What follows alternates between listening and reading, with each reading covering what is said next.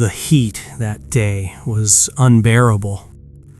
The air shimmering over the asphalt. The air conditioner in their cozy house on Somerset Drive had given up around noon, emitting a dying wheeze. Jacob, a tall, broad-shouldered man, had been tinkering with it for 3 hours, drenched in sweat. Emily was trying to put Lily down for a nap, but the girl was fussy. "Mommy, I'm hot," Lily whined, tossing and turning in her little bed. "I know, sweetie.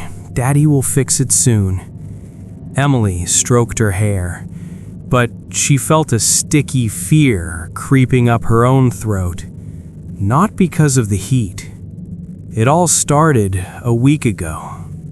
First, the mail came. A plain white envelope. No return address. Inside, a single sheet of paper with printed text. "Your quiet hours, 2 p.m. to 4 p.m. Comply." Jacob laughed it off, blaming it on someone's stupid prank. They didn't comply. That very day, at exactly 2 p.m., Lily, who was playing in the garden, suddenly let out a silent scream and fell, convulsing. The paramedics were baffled. A healthy child, no cause found. The seizure lasted until exactly 4:01 p.m. The next day, another letter came. The same text.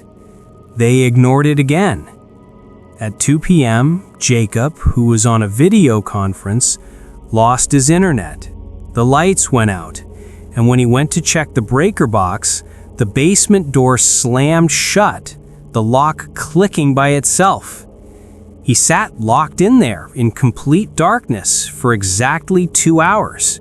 When he came out, he was pale as a ghost. Since then, they had observed the quiet hours.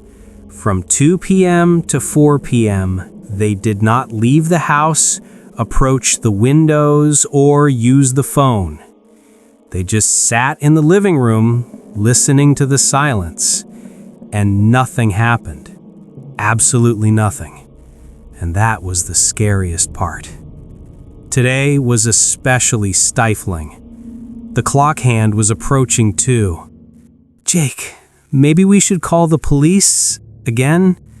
Emily asked quietly, entering the living room. "And what do we tell them? We're being harassed by letters asking us to take a nap?" Jacob threw a wrench into the toolbox with force. They already checked the cameras, the mail, nothing. "But something's wrong today. I can feel it." Her voice trembled. She was right. At 1:58 p.m., the basement door swung open with a dull thud. The black rectangle of the entrance gaped with emptiness. A wave of icy, musty air flowed out of it. "Daddy?" Lily called out fearfully from her room. Jacob grabbed a baseball bat from the shelf. Emily rushed to their daughter. Exactly at 2 p.m., the clock on the mantel chimed twice and fell silent. The silence that followed was unnatural. The hum of cars from the highway disappeared. The birds outside became inaudible. It was quiet. Too quiet. Then a sound came from the hallway. Soft, wet, squish, pause, squish, pause. Someone was walking down the corridor on the tile floor with bare feet. Jacob gripped the bat so hard his knuckles turned white. Emily, clutching Lily, froze by the door to the nursery, peering through the crack. Squish, pause, squish, pause. It came out of the hallway into the living room. It was a figure resembling a human, but made of something dark and wet, like compressed river mud. Its facial features were blurred like on a water-damaged photograph. It smelled of wet earth, pond scum, and something old, dead. It stopped in the middle of the living room and slowly turned its shapeless head towards Jacob. "Get out!" Jacob hissed, raising the bat. His hands were shaking. The creature did not react. It turned and headed to the kitchen with the same unhurried step. The sound of the refrigerator opening, then of pouring water. Then everything went quiet again. "Mom, is it here?" Lily whispered, her eyes filled with terror. Emily just nodded, pressing a finger to her lips. 10 minutes passed. The silence was broken again by footsteps. Squish. Squish. Faster now. The creature returned to the living room. In its hand, or what should have been a hand, was a large kitchen knife. It walked over to the sofa and began methodically, with a quiet rustling sound, cutting the upholstery. Shreds of foam rubber flew across the room. It wasn't looking at them. It was just keeping house. Jacob snapped. "Get out of my house!" He yelled and lunged forward, swinging the bat. The bat whistled through the air and passed straight through the creature's torso, meeting no resistance, as if he had struck thick fog. The creature slowly turned its head towards him. For a moment, features appeared on its face, empty eye sockets, and a mouth stretched in a silent scream.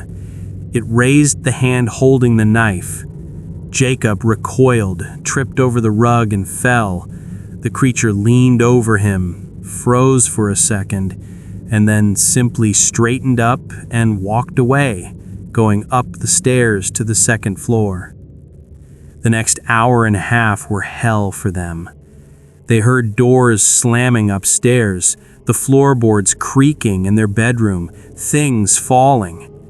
Once, they heard the water turn on in the bathroom and someone begin to hum an old, forgotten lullaby that Emily's grandmother used to sing.